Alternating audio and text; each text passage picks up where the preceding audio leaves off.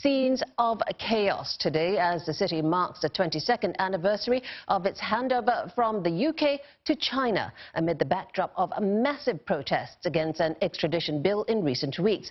Now, protesters have stormed the Legislative Council building, and that's prompting the legislature to issue its first ever red security alert. Now, thousands of others remain locked in an intense standoff with police. Well, throughout the afternoon as well as the evening, protesters repeatedly charged towards LegCo using metal trolleys, poles, barricades and pieces of scaffolding even as they tried to force their way into the building. And mobs even ripped apart large metal fences around LegCo. At one point, police fired a pepper spray and raised a warning flag, and that was a warning to the crowd to stop charging towards them. Now, while the chaos unfolded in Admiralty, thousands others joined the annual July 1st rally organized by the pro-democracy group, the Civil Human Rights Front. But because of those clashes at LegCo, police urging organizers to reroute their march. Now, this demonstration was largely peaceful as they reiterated calls for that controversial extradition bill to be scrapped.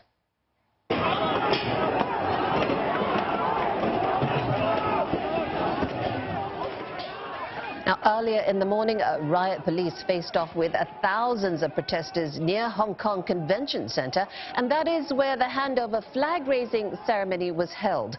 Police used pepper spray and charged towards protesters with batons at one point. And now, the handover event follows massive protests in the city over that controversial extradition bill, which would allow people to be sent to mainland China for trial. A Hong Kong Chief Executive Carrie Lam and other dignitaries observed the event indoors, a first for the ceremony's history. For the very latest now, let's cross straight over to our Hong Kong correspondent Roland Lim. He's standing near LegCo. Now, Roland, it's nightfall now, the time when protests tend to ramp up a bit. Tell us what is happening there. Right. I'm standing at the footbridge. In front of me is Queensway, which connects Admiralty towards Central, which is the endpoint of the mass July 1st rally. Now, the traffic does seem to divert with some crowds below me headed towards the Legislative Council building, where, unfortunately, where violence has marred this 1st of July's protest actions. We have tens of thousands of people peacefully demonstrating in front of me, but behind me, they're doing it in a violent way. As you mentioned, the Legislative Council building has issued a red alert. All staff, anybody in the building has to evacuate, leaving only behind the riot police.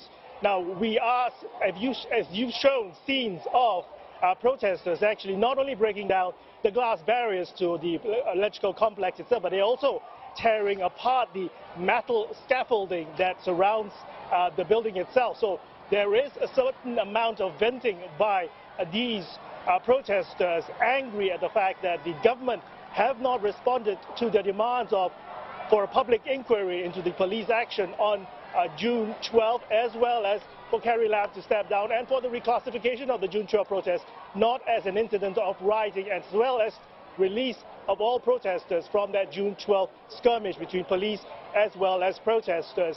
Now, it's unclear at this stage what the protesters intend to do next. They have not, I repeat, they have not yet gone past the police barricades into the Legislative Council building. At the moment, they are just surrounding it. As you might have pointed out, breaking that police barricade would actually incur the full force or full wrath of the police force. Remember, the police at this stage are practicing maximum tolerance. That means they are not taking action unless lives are at stake. Property damage has already been done. These lawbreakers will be brought to justice according to police. We also have the pro-establishment legislators, 41 of them, issuing a statement to tell these protesters, calling them radicals and hardcore protesters who are breaking the law. And they are also calling on the pan-democratic lawmakers within LegCo to issue a similar statement to denounce these actions that are taking place as we speak. Roland, the government has issued a statement condemning the protests this evening. Tell us more. Right. Well, the government, Carrie Lam, during her speech for the July 1st flag-raising ceremony, decided to sound out a more conciliatory tone. She said that she would want to be more in tune with the people, but at the same time, the actions here today is something that they don't want to see. We had the police earlier on telling the July 1st marchers to avoid the Admiralty area because of the tensions and high volatility that's around the complex behind me. The government is also, of course, condemning the actions by these protesters who have damaged property.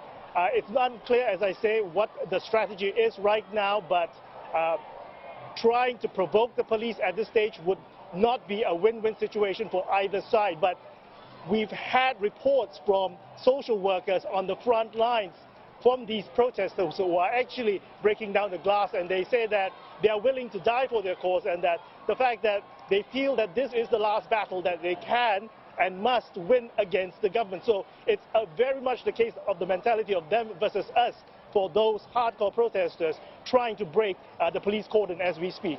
And as you said, just crossing that police line really marks a change in the mood of the protests if and when that happens. But can you confirm that the police are at this point exercising a maximum restraint? Well, we've seen minimal police presence throughout the rally that has occurred peacefully, and even when I was around the Legislative Council building just not 2 hours ago, there was hardly any police in sight. They are embedded within the central government offices as well as the LegCo complex itself. How many are inside? That's unclear. Whether they have enough to defend both complexes, that's also unclear. Whether more police will be deployed into the region. That's also unclear at this stage. But the police have said that these are lawbreakers and that they will be brought to justice.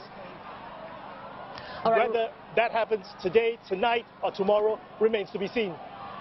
Roland, we will keep in touch as the situation develops. Roland Lim reporting on the ground from Hong Kong there.